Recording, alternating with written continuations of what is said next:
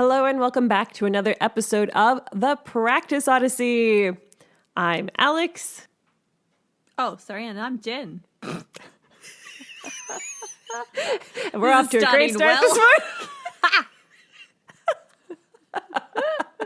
And as you can tell, listeners, we are back and we are ready for another fun episode where we bring you, the listeners, our report of how various flute methods and apps and book articles affect our flute playing for the better or for the worse. Yeah, we hope you enjoy the show. On today's episode, Jen and I are diving in again for another fun adventure.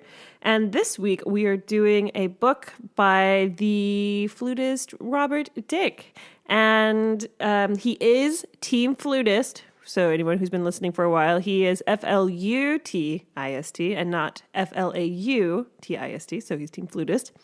And we worked through his book Tone Development through extended techniques. Mm-hmm. Jen, do you know anything about Robert Dick? Yes. What's he like? What's his story? Ooh, yes. Well, as usual, I have surfed the great web of the world. Woo! I know. And I've come across his website, robertdick.net. And on it, he's been very kind enough to put his biography on it. So this is what he says. He's got a little quotation and he says, "I knew the flute was for me from the first moments I played." Ooh. There you go. Did you feel that when you first played the flute? I did not. No. But I knew I loved music. But it was kind of, which instrument, which medium do I need to use to pursue the music? And flute just seemed to be the one I was pretty good at. How about you? Yeah, I can't say I really remember having... the flute, this is for me. Yeah. No, I don't think I really felt that. I certainly enjoyed it enough to keep playing it for over 20 years. So I guess that's something. Yes. But as far as like a Harry Potter, the wand choosing the wizard moment, for me personally, was not so much. I wonder if it's both because we both started off as kind of singers, right? Because I was in like choirs all the time growing up and in church, and I think you were as well, if I remember correctly. And so maybe that's why we were like, we're just extending what we already do, and this is another beautiful way to continue with it. Indeed. Yes. Okay, so Robert Dick, he was born and raised in New York City, and he began playing the flute as a child because he heard it. He says the piccolo on the radio in the top 40 hit Rockin Robin. I have no idea what that is. Oh, Have you heard of that? Rockin Robin, doot doot, doodly doot, Rockin Robin, doot doot, doodly doot. If we made a lot of money on this podcast, I would say that we are now demonetized. But please don't take us down. My singing was not that good. But yeah, I'll put a link in our show notes for any, maybe it's an American song, but I'll put it in the show notes in case anyone else wants to listen to it on YouTube. So. That's fantastic. Yeah. Anyway, so apparently his parents gave in to what he calls his incessant campaigning for a flute by surprising him with a flute and a flute teacher after school in fourth grade. So basically from then he's never looked back. He thought he'd become an orchestral flautist and he worked very, very strongly towards that goal, which culminated at him playing in orchestra at Tanglewood, which apparently is one of America's finest student orchestras. However, during that summer, he actually found out that he was not really suited to orchestral life. And so he decided he needed to develop himself as a soloist and a musical creator instead. He attended Yale College, where he met Robert Morris, who's a composer and theorist, who was to become one of the most important mentors he ever had. And while he was at Yale as an undergraduate, he began his first book, The Other Flute, a performance manual of contemporary techniques, as an undergraduate senior project. So for all of those who don't know, The Other Flute is pretty much one of the most comprehensive resources we have as flautists on all the contemporary techniques of like alternate fingerings, things like flutter tonguing, singing while playing the flute, circular breathing, all that kind of stuff. It's a pretty important book, isn't it, Alex? Yes, it's very important. In fact, it is the prequel to what we're doing, or the original to this, what we're doing today, the sequel. Like, it was such a big work, so that the book that we're doing today actually fits into that sequel because it's the sequel to The Other Flute. So he did that as an undergraduate senior project and completed the book in his first year of graduate study. Where actually he received a master's degree in composition. But The Other Flute did quite well. It was then published by Oxford University Press in 1975. And it was close by then that he composed his groundbreaking Afterlight for flute alone, which is the first flute piece ever written to use multiphonics as the primary building blocks of its musical language. So after leaving school, he embarked upon his career as a concert soloist because... The Other Flute was more a resource for a composer. Robert decided that he wanted to write a book for flautists to learn how to do these extended techniques. So this is when he began the book which we're going to look at, which is Tone Development Through Extended Techniques. Basically, over the years, Robert has equaled his virtuosity on flute with his prowess on piccolo, alto flute, bass flute in C, bass flute in F, and contrabass flute. He plays all the flutes. And he's also invented something called the Glissando Headjoint. Oh, yes, they're so Alex, cool. I think we'll get you to give us a spiel on the Glissando Headjoint very soon. So basically, this is his philosophy. He believes in unlimited potential for growth, personal growth, artistic growth, and growth and change for the flute.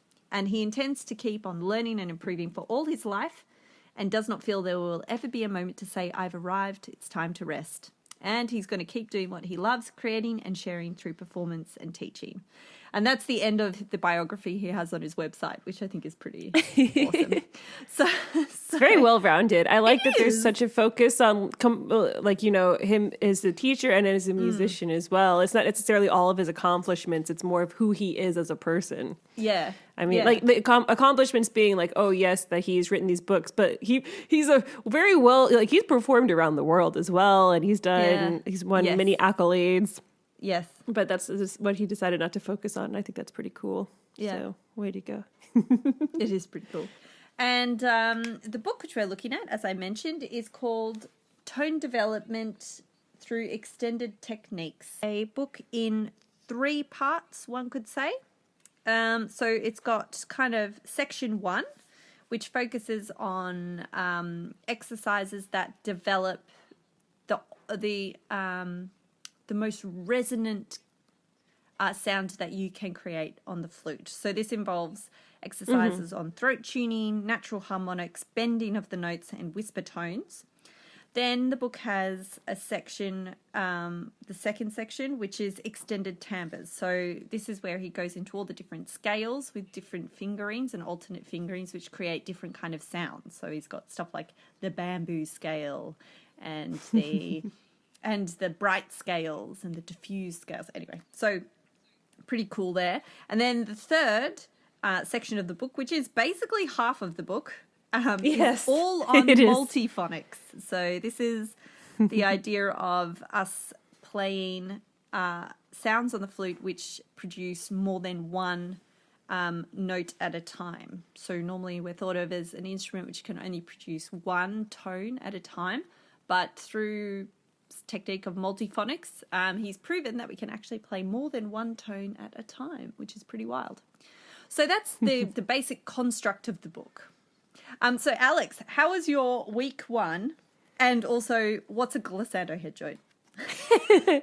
Okay, so for those non-flute players, or maybe some flute players as well, for the flute, we can play a lot of things on the flute. We can do scales just like any other instrument, and we can do flutter tonguing, and where we make the little sound on the flute while we're playing. And there's a lot of other really cool techniques that we can use to, expand the flute range of timbres and tonalities. But one thing we can't do is be like a trombone or a string where they can do the sound. So like where you slide from one note up gradually to another one. We try really hard with our fingers, and you can kind of make that same effect, but it does sound a little clunky. It doesn't have that nice sliding effect. It sounds more like a slinky falling down the stairs would be probably a better accurate representation of it. So what the glissando head joint does is it's a head joint that can actually move similar to a trombone. So what you do is it looks like a regular head joint, and it's got these two little wings, sort of, that stick to your face a little bit. And so your mouth, you can move your head back and forth to act as like the trombone slide. And then you can kind of create the same effect on the notes that you couldn't before. So it is a very cool head joint. There's a flutist on Instagram who does a lot with that, Melissa Keeling, and a few others as well, as well as Robert Dick and other of his contemporaries. But yes, so it is really cool. It sounds awesome. I really want one. They are expensive, and my list of flute things is quite long. But yeah, so that's what a glissando head joint is. It's something that makes that same gliss sound that you hear with strings, trombones. Yeah, so glissando head joint. My week one. So for my week one, I decided I wanted to kind of get down to the fundamentals. So for week one, I spent a lot of time on just his first chapter. So just the preliminary studies, because I figured that would help me get a nice foundation for going forward. Funny enough, okay, so I did do a little bit of internet research, but not until later on in the week. Usually I start it with that, and I didn't this time. I think just because our house has been in a little disarray, like between all the moving and putting everything where it's supposed to be. And then I was like, oh, I should watch a video about this. And then I was like, oh yeah, the internet's a thing. Really liked. So he starts off with these throat tuning exercises, which I just thought were so cool because it's just like vocalize exercises and helps you create like this really strong air column for your sound, like really supportive and everything. And I just love that it was just a natural, supplement for if you're doing extended techniques or you're preparing a concert where you have to do that. This would be a great way to like help warm that up, It's like a way that you're warming up just like you would for any part of the flute, but also how you can do it with like a slight lean towards extended techniques, which I thought was awesome. Also, I love how the second exercise he has, like it starts off pretty basic first, but the second one he does, arpeggio-based exercise, and it just casually goes up to high C or C4 if you're, because I was just like, oh yeah, looking through it, just like kind of get an idea of what I needed to do. And I was like, oh yeah, okay, there's a high C. So I think in the introduction he says like, if you can play Paul Hindemith's sonata, then you can play this book. I love that one. Yeah. Yes. Yes, I can confirm that is true. So yes, definitely be able to play up to high C comfortably. But I love that he also includes that, just like, oh yeah, this should be in your standard repertoire anyways. Yep. Let's do this. But you don't see it that often, even in books for advanced players. So I was very excited to see that. Yeah. So I started off with those, had a lot of fun with that. That was nothing too crazy besides the high C. And then I went on to harmonics. And I wanted to ask you, Jen, because I think this is one of the first times we've seen harmonics in a book. Yeah, like usually Bernold. Bernold did some. But I wanted to ask you, like, do you think, like, is it like an American thing? Because I feel like in America, we focus more on harmonics. And when I studied in Australia, like, there wasn't as strong of a focus. Like, in America, it was more like, well, at least with my teachers, which I know it's all a bit international and a bit of a mishmash. But, it was like, oh, yeah, you do, like, some vocalises, like, warm up the sound. And then, but also to warm up the sound and to hear the right pitch in your head and to check, like, the scale of your flute, you always do harmonics as well. So I was wondering, was there a focus on that when you were learning? Actually, I'm thinking back, and no, I don't think there ever has been. I think the first time I really saw harmonics was actually in the beginning of Trevor Wise's tone book, where he's got a harmonic that's right. exercise Right. at the beginning, but then it's kind of only really presented as do these harmonics at the beginning to kind of test out your embouchure, and it's kind of a good kind of beginning point, but then eventually you kind of just jump, you kind of dispense with it after a while, and you go into tone work all the time. It's not something which is, I think, ever overtly said as this is kind of a really essential part of your practice, which it's really helpful to do every day. And I don't know, I think it must just depend on like your teachers and which teachers you get exposed to. Yeah. Oh, anyways, that was just an observation of mine, because then in this book, he goes nuts. It's like harmonic central. Like if you ever needed harmonic exercise, he's got you covered. Like, yes. There's so many good ones, but then also They're just killer. looking at some of them, like, because you have like exercises 1 through 3, and just like any good book, you know, they with each exercise they go up in technical ability, because basically he starts off with, you know, some scale options. He has these great descriptions at the beginning of how to make sure to do these correctly as well, the way that you, because there are 2 ways to get harmonics. You can either, you know, move your lips a little bit, or you can like move your head, or you can change your airflow. And there's like a lot of different varying opinions on which way to do it best. I don't want to start a fight in the comments section, so I'll leave it there. But yeah, when you get to like exercise 5, it's basically de la sonority, but with harmonics, and the jumps are so large, which was great. I just, it gets tricky. So I had a lot of fun with that near the end of week 1. I definitely tended more towards the first couple because they're a little easier, but I always made sure to check in some of the harder ones too. And then I decided to keep the 4th octave pitches in bulk for week 2 and work on that, because he gets up nice and high. So, which is great, but also I'm still trying to be friendly with my neighbors. But yeah, so I saved those for week 2, and then I did some of the bending, which is always a lot of fun. It always reminds me of that. There's that work that's named after 3 Japanese pieces, like Toyan and I forget the composer. The Ferood. Yes, the Ferood, Jacques Ferood. Yeah, because he does some bending in that, Yes, and he does. so I pulled that out while I was practicing the bending as some of my additional music, because, you know, in the intro he says that, this is just a book, you know, like one part of you, like what should be your like 4-step practice regime.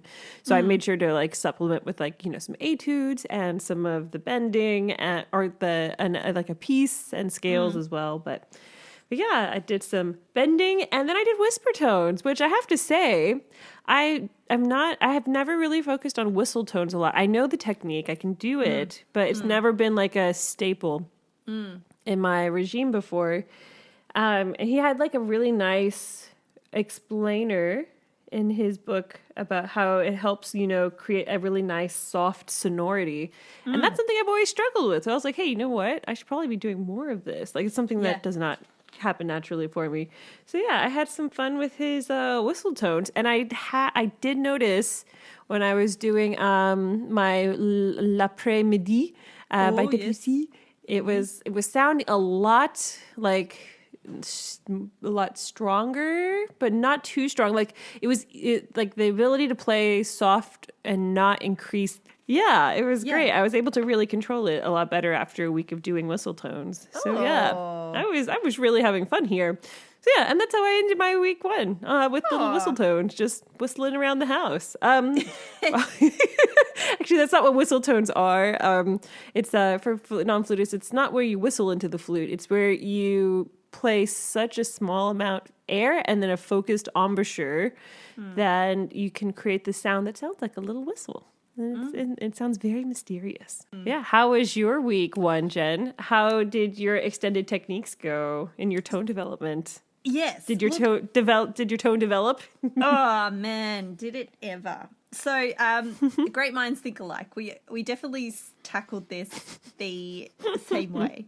I read through his introduction, and in it he suggests that that he's aiming for us to play the multiphonics. That's the end game, it would appear. Yeah, that's the end goal. Yeah. Yeah. So to do this, then he suggests that first you work on the first chapter to create optimum resonance. So I decided, right, well, week 1, I should probably do the optimal resonance exercises. So yes, I went through the same ones that you were talking about. Cool. Yeah.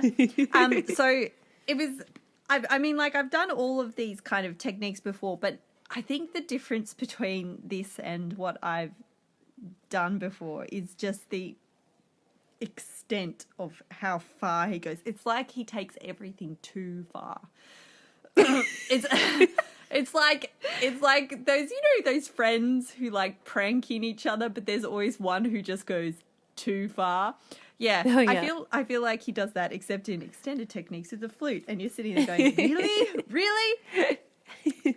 So I really, like, I've done a lot of singing and playing the flute before in pieces, but I really liked this idea when he was saying, this is just how you can warm up.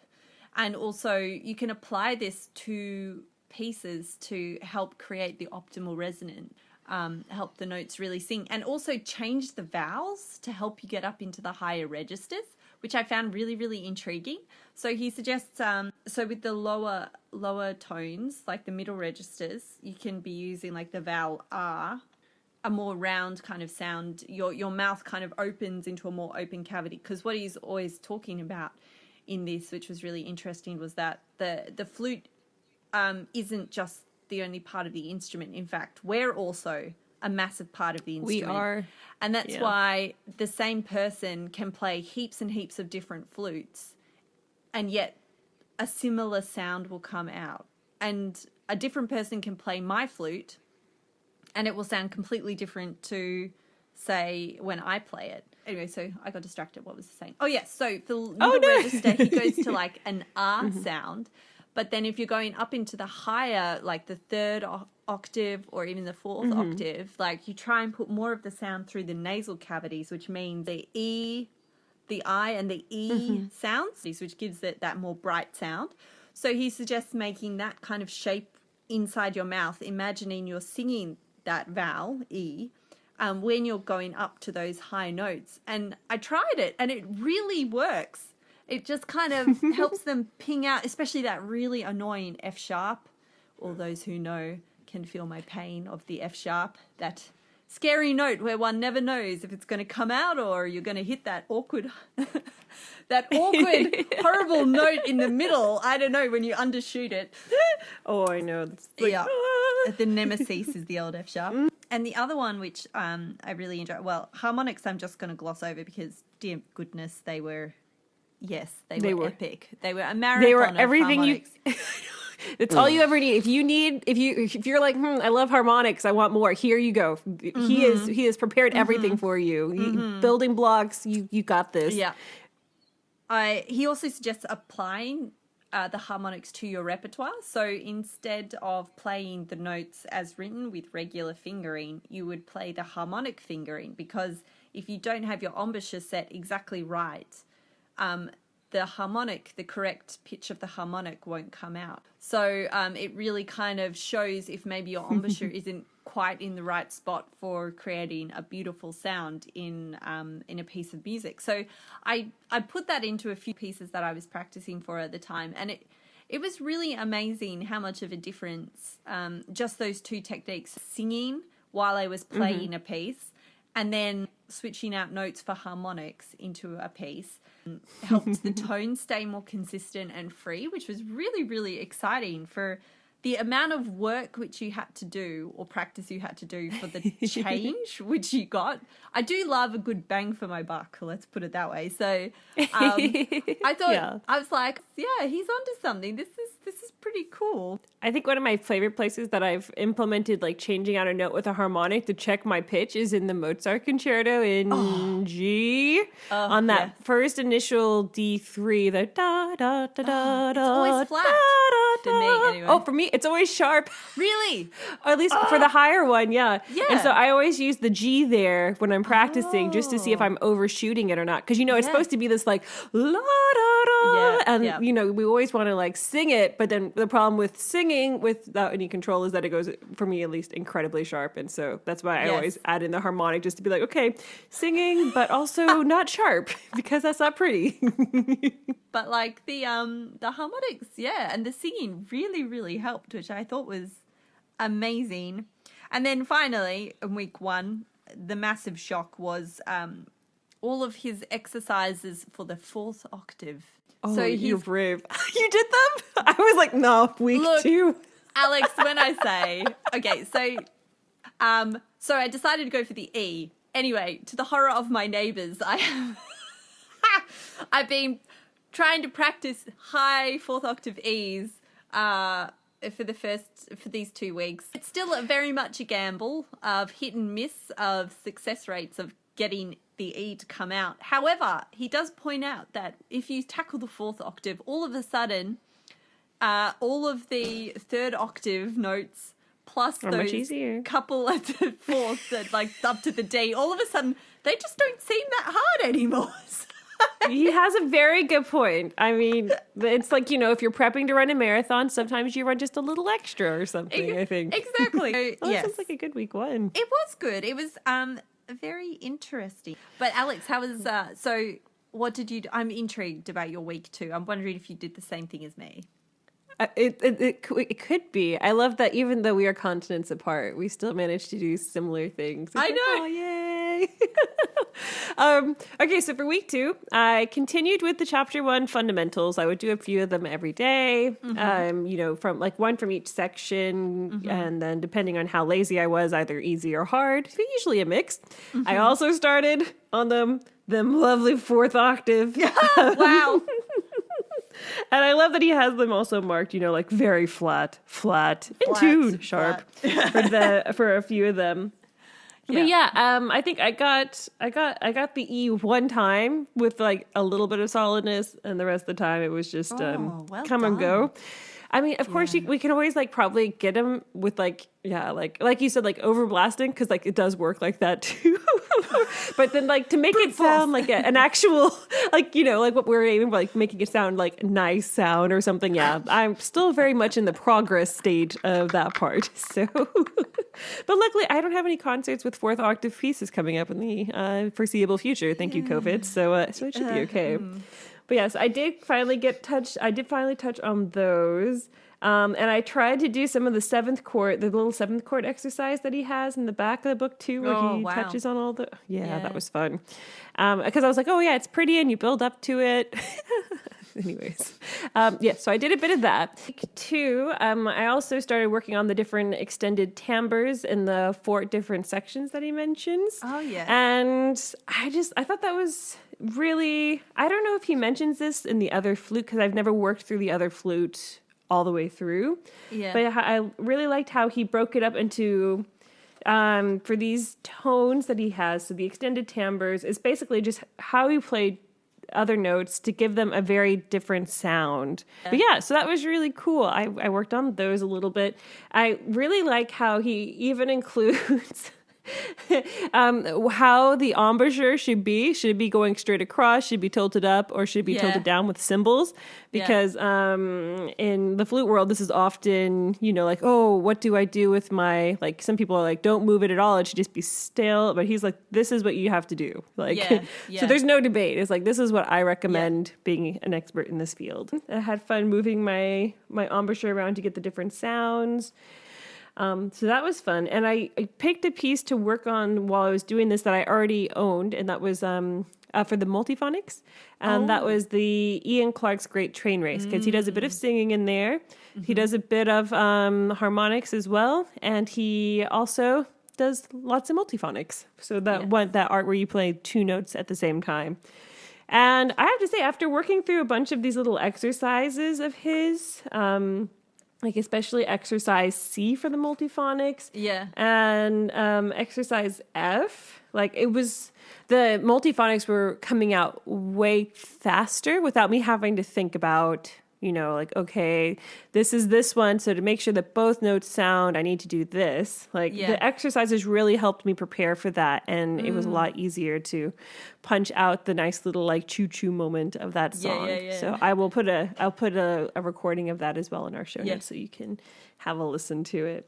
But yeah, so I ended my week 2 with the Great Train Race, a little bit of touching on all the other areas as well. Mm-hmm. Yeah, just having a lot of fun with the last part of the book, and making me really want to go and look into the Other Flute too. That's his other book, so not just like another flute, but his book, The Other Flute.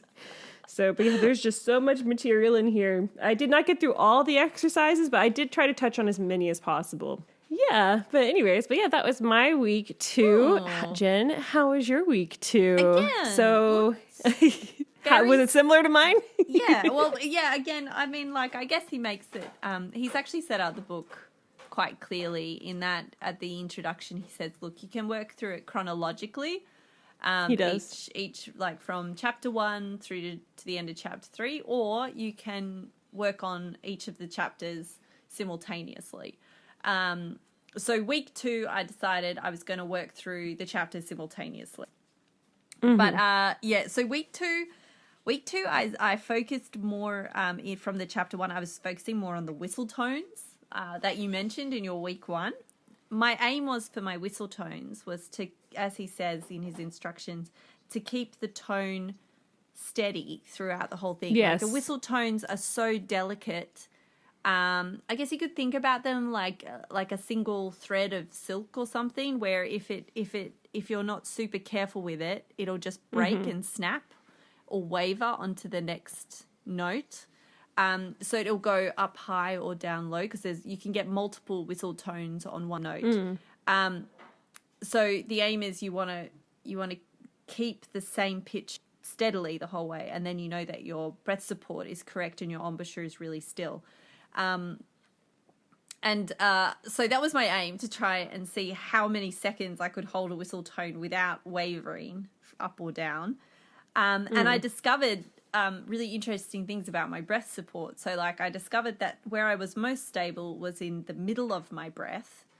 That was clearly where I was most comfortable. But as soon as I went to any extremes of my breath, so like when I've just taken a really big breath for, say, playing a really long phrase like l'après-midi, where we have to hold our breath for like 24 seconds or something. Oh, yeah.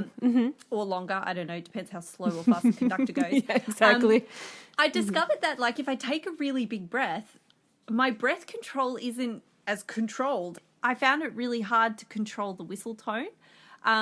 So I found that really, and then of course at the end of the breath when you're really running out of gas, then it starts all going a little bit to seed. You can't really hide anything with the whistle tones. And also it captures everything. Yeah, it captures everything, and really you can see where your control is slipping a little bit.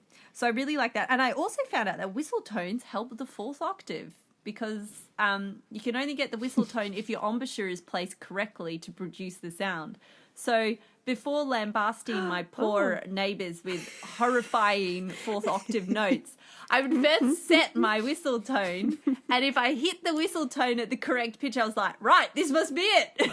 So take a massive breath and whoa. So I found my success rate climbed slightly, maybe let's say 10%. Hey, that is still progress. Enough to feel encouraged about it. So I think congratulations! Another 90 to go. So that was really encouraging. And yeah, like you said, I noticed in like quiet passages, of repertoire I was learning, all of a sudden my diminuendos especially, I was being able, like, I had way more control over them, which was really exciting. And so, you know, I could just, you know, you could tail off into your nientes. Oh, yes. And then, yeah, like you, multiphonics. They were really fun. Also really hard. I love multiphonics. Yeah, yeah. So basically, I did go beyond exercise 1, which... Wicked. Oh, yeah. That's cool. Because I really wanted to experiment with how present I could get each of the 2 tones, because I found like often one would be a bit more dominant than the other, but I really wanted both to be almost equal. So I was having a lot of fun with experimenting about like how I thought about the air going across the flute. But it was really fun. Yeah, like they were terrible at the beginning of the week, but by the end of the week it was starting to become, like you said, it was starting to come out more confidently, and I think more things were becoming internalized, where my body was starting to learn what it needed to do for something for the multiphonics to come out. So this was really, it was a really fun couple of weeks. So, verdict, is this book going to stay on the stand? What do you like? What do you not like? Who do you recommend it to? Give us the deets. I highly recommend this book. I think for anyone who's interested in contemporary music or just wanting to kind of push themselves on flute playing and discover a new kind of whole sound world of the flute, this book is for you. I agree with him on the like level of playing you have to be at before you tackle it. But I think this isn't just extended techniques for the sake of doing extended techniques. I think through this experimenting and exploration of all these different ways of playing, I think it does really improve your sound just with the traditional sound of the flute. But that was a yes. It is on my stand forever and ever and ever. And I think, sorry, Tom, you're going to be listening to some more very weird sounds for quite a while. I apologize in advance. I'll buy you some sound cancelling headphones for Christmas. How about that? You heard it here. Yes, he can quote this back to us. Exactly. He's got it recorded on the internet. It must be true. What's your verdict, Alex? My verdict. Well, yes, I also was a huge fan of this book. It was just like it's that missing piece for me of, you know, when you start to first learn modern techniques and they're like, oh, well, okay, do what you normally do, but now make it harmonics. And I think for some students that can be kind of confusing because it's like, and what he does is he just breaks it down nice and like, you know, okay, this is what you do. And he actually gives you the music with the notation on there too. So it kind of takes away that one step that you have to do in your brain. So it kind of automates it so you can focus more on like the sound quality itself and creating this nice timbre and everything. And so I think it's a perfect book for warm-ups when you're working on contemporary pieces. I would even go as far to say it is the de la sonorité for extended techniques. Ooh, you heard it, people. la. Come for me if you don't agree. Wow, yeah. So, but yeah, so I really, really enjoyed it. And my only critique of the book, and I do recognize that this was published in 1985, so definitely wasn't possible at the time, but I would have loved if he also did something similar to what Greg Patillo was doing, where he does like some videos just to show the things that he's describing in the book, because he gives these very descriptive paragraphs of what to do. But for me, at least visually, it's always easier for me to see someone do it and then be like, okay, that's what he means. Because with words, you know, they can be interpreted in a lot of different ways. Luckily, this is like his book, and it's written in English, which is his first language. But for some other people, it might be a little tricky if English is not their first language to know exactly what they need to be doing with their body to create these sounds. Yeah, so that's where I love videos. If he wanted to do a revamped version with videos to show all of these different things, I would be down. I think, you know, or if he's done these videos and there's someone knows of them, let us know. Please That would do. be awesome. I'll link them in our show notes for other listeners. But yeah, but overall, I think, especially when my students come to me now with requests to learn some extended techniques, this will be like, okay, let's look at this book too, get you a nice little warm up going. Yeah. But I do agree with you that it is coming to someone who is a little more intermediate advanced student who does know their way around the flute and and it's okay playing up that fourth octave range too. So, but luckily Marco wasn't around too much when I had to do those, so I think his ears are spared. He was upstairs a little more often than not, but he hasn't complained just yet. But who knows? But yes, I think these are definitely staying on my stand, and it's definitely coming out anytime I do anything modern because, just a great resource. It's just super. I would highly recommend it to anyone who takes the flute seriously. So. Yeah, well, that's my verdict. Whoa, I think that's our show. We're coming up to the end of the year. We hope your year is also going okay and that you are staying safe. If you would like to check out any of the things we discussed, look at our show notes. I will put links to everything that I mentioned that I would put links to. And if I don't, come for me and I will do it. And I apologize ahead of time. If you like this episode, want to listen to it on a different podcast platform, you can find us on all of them. And if you find one where we are not on that platform, let us know and we will fix it. If you want to let us know what you think about this book and or other books, you can write to us at thepracticeodyssey@gmail.com. And if you're feeling extra lovey-dovey, you can also leave us a rating or a comment on Apple Podcasts. That helps other people find our podcast and also learn some cool stuff about the flute. If you are more of a YouTuber, you can also listen to us on YouTube. Just search for the Practice Odyssey podcast in the search bar, and we will come up. You can subscribe, leave us a comment. And the music in this episode was written by yours truly, Alessandra Woods. Woo-hoo. And our show art was from the ever lovely Ivan Potter Smith. And on that note, we hope you have a lovely week. We wish you all the best for this upcoming seasonal time, and we'll see you in a fortnight. Bye.